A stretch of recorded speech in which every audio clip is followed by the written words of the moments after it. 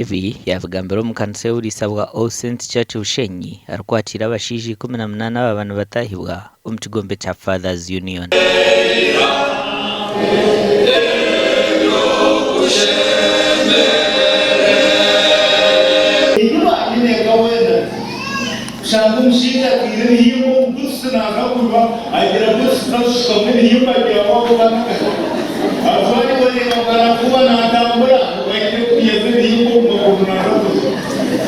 Ekiro kyaba kiri ekiro kihango ky'oburiisa kya Father's Day ekyaba nikitworeka omurimo gw'abashaija kibashemeye kuba nibakora omu maka. Abayakirwa omu Fathers Union basiima Ruhanga.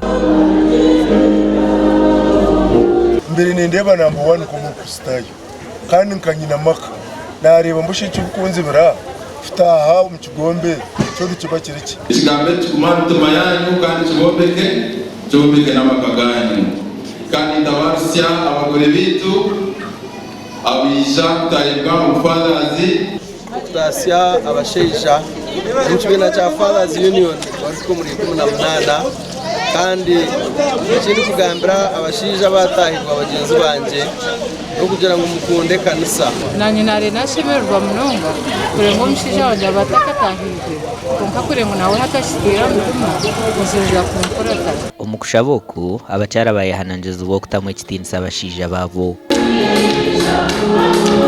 Omuganda makora bikirizo mu Bushenyi bashabwa kugira omutima gwo kugumisiriza baba nibenda kuhika abahanguzi omu maka gabo. Okushaboku kwahibwayo omukuru w'ekigombe kya Mothers Union n'aha kanisa ya Kaburenje Church of Uganda Morena Rinitwe aho abakazi mushanju batahibwa mu kibina kya Mothers Union.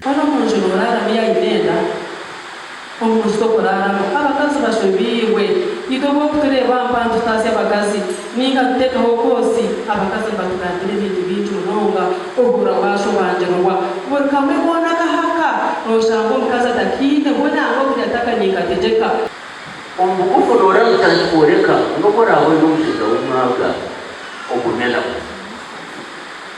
kandi ni wawe n'umukazi w'umwaga niwegereki okumena we abikiri akaye umuntu ari kureberaho abakazi bije kureberaho omuburuji nokuki turebereho. Mukuru w'abakristo yahabwa Kaburenje Church of Uganda JB Tumusime yasima abakazi ahabwa kongera harba member ab'ekigombe kya Mothers Union. Abashaija batumugisha ahabwa abakyara babo batashimideki n'okumanya okushimirirwa kuba narakuja ibiki yareta abokusima omushaija ekyamukorire tuma Gashakwa Ben Moz na Abraham Muganzi.